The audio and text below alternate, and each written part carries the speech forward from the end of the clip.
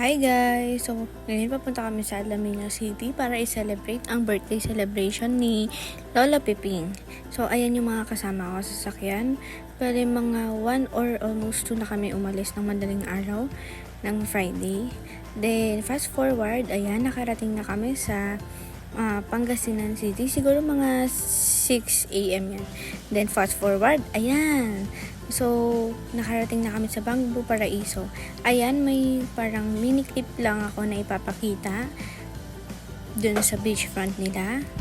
So, ayan, maganda naman lalo na pagka sa gabi. So, ayan, mag-island hopping kami, kaya nag-rent kami ng 2 bangka.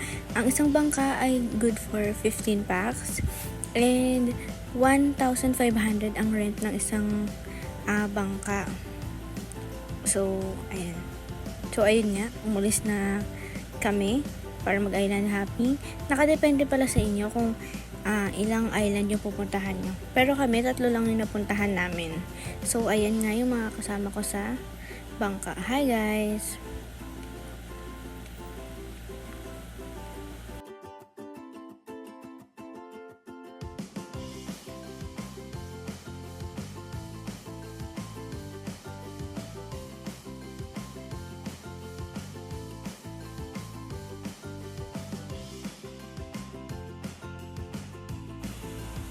Ayan, fast forward. Ayun, para malapit na kami sa unang island na pupuntahan namin.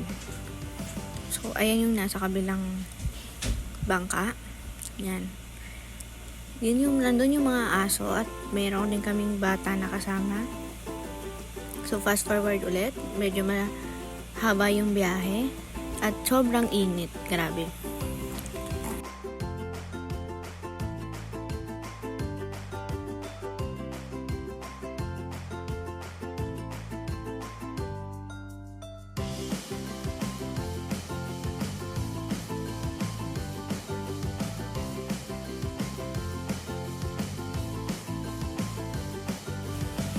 So, ayan nga.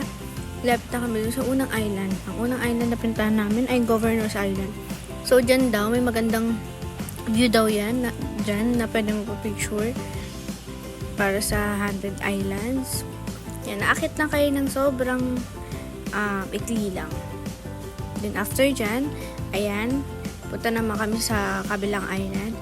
Actually, konti lang yung clip ko dun sa pangalawang island eh. And, St. Joseph Island yata yun. So, ayan lang yun. Yung maliit na clip ko para dun sa second island. Kasi mabilis lang kami dyan. Then, ayan. Yan yung Quezon Island. Bale, dyan na rin kami nag-lunch. Nag-order kami ng 2 bilao. 1 bilao is 3,000 pesos. And yung 2 bilao, good for 25 packs na siya. Grabe, gutom na kami, kaya wala mo nang pansinan. Kain na na!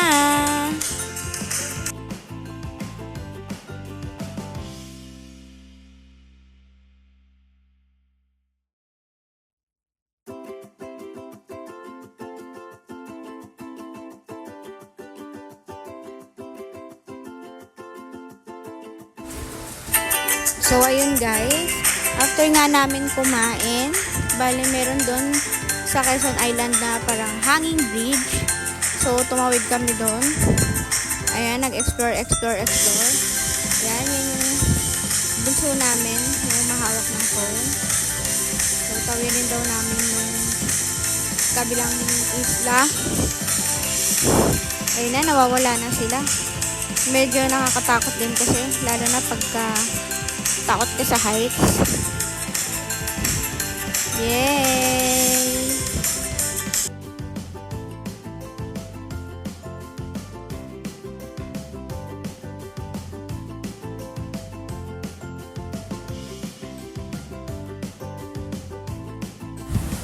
Ayan na nga. So, nakarating na rin sa kabila. Ayan na. Tignan natin sila. Mga kasama natin na tumawid din. Hi guys!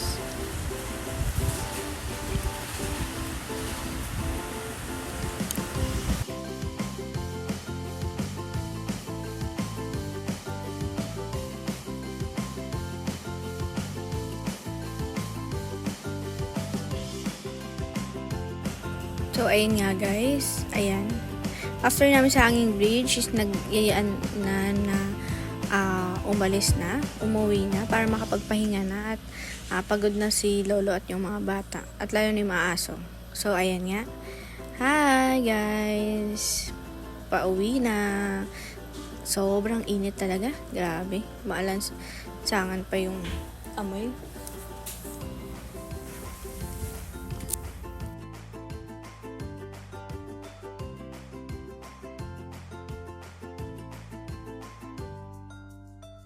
So, ayan nga, nakauwi na kami. Then, yan yung view dun sa room namin. Nakikita kasi namin kung sino nasa labas para kasi siyang mirror door.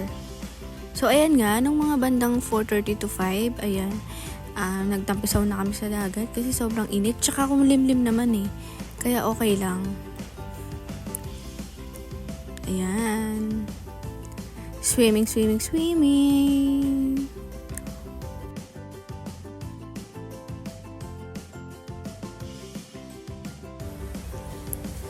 So, ayan. Nag-video message lang kami. Para kay lolo. And, ayun lang. Banding. Balik ulit ako mamaya, guys. So, more on videos lang to nung nasa beach kami.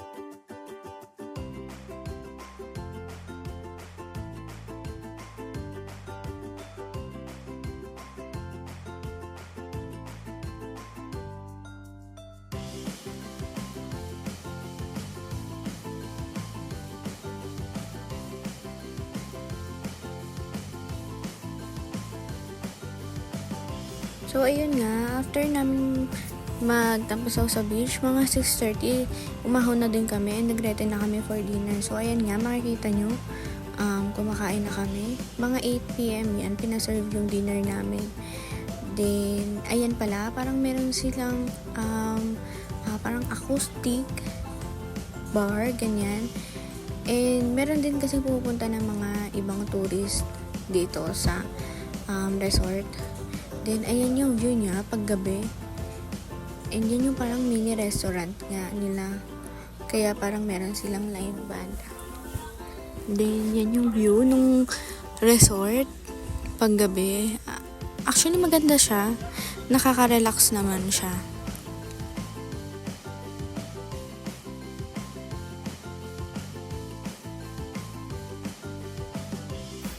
So, ayan nga.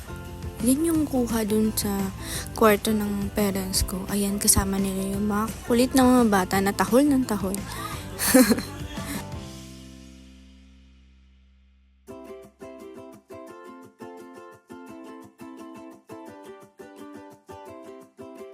So, after nga namin kumain, naghanap kami ng dessert. So, naghanap kami ng ice cream. Naglakad-lakad kami dyan sa tabing dagat. Actually, low tide, kaya yan makikita nyo. Sobrang babaw ng tubig. So, lakad-lakad. Kasama ko yung mga pinsan ko. Sumunod. Yan, yung mga batang yan. Naglakad-lakad lang kami.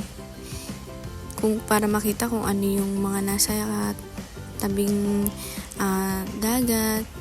And kung ano pa yung makikita dun sa ibang resort. Tabi-taba kasi yung resort dito Ayun nga, nag-TikTok pa nga kami. Boom! Ayan. So, after namin dito, bumalik na kami dun sa resort. Uminom kami, naglaro, and nag-TikTok. Then, ayan, umaga na. Yan, mga 5:30 pa lang. Hinihintay namin yung sunset. Ang ganda. Grabe, ang payapa. Ang ganda dito tumambay pagka umaga.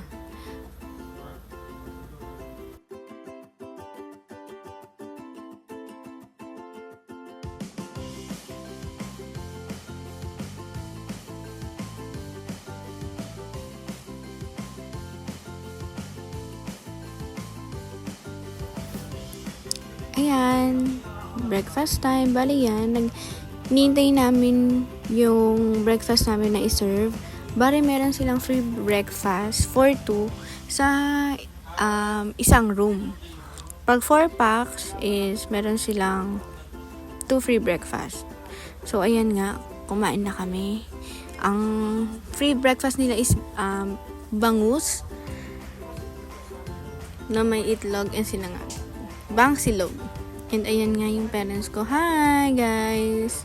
Then, nag-order na lang kami ng additional na 2 pang breakfast, which is corn silog and long silog. So, ayan. Puntahan naman natin yung ibang kamag-anak ko.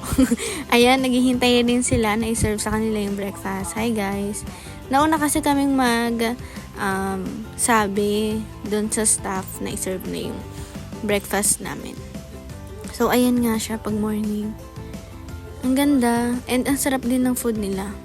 So, ayan, ang aming mga bebe, tuwang-tuwa at nakapag-pasyal sila. Ang ganda.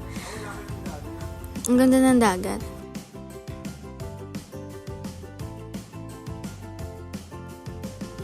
Ayan nga.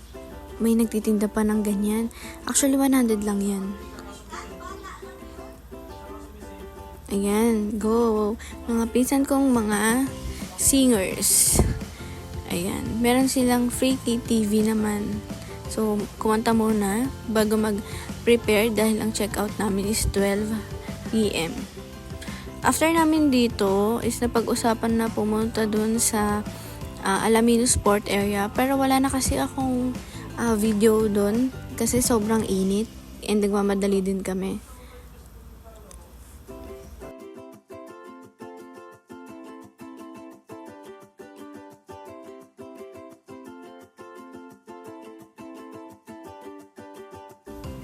So, ayan nga, dumaan kami sa Jollibee Alaminos dahil treat ng isa kong tito na manager din sa Jollibee para sa birthday ni Lolo. Ayan, umorder siya. Ang dami namin and ang dami ding tao. So, yung iba nag-aantay lang na matapos yung mga ibang nasa table.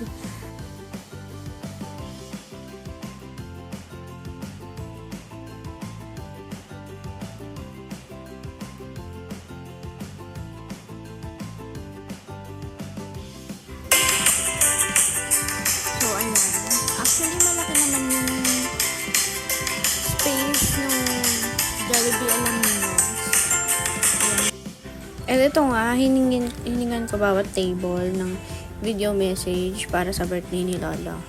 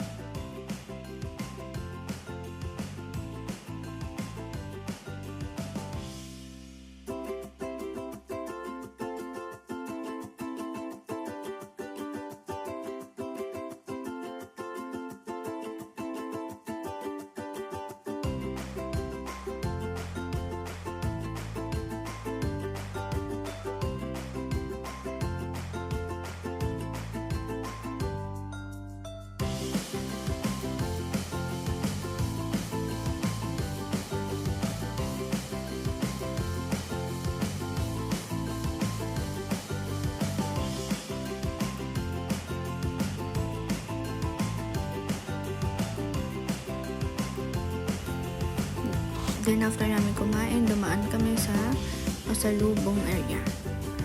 And ayun lang. Ayan, thank you guys for watching.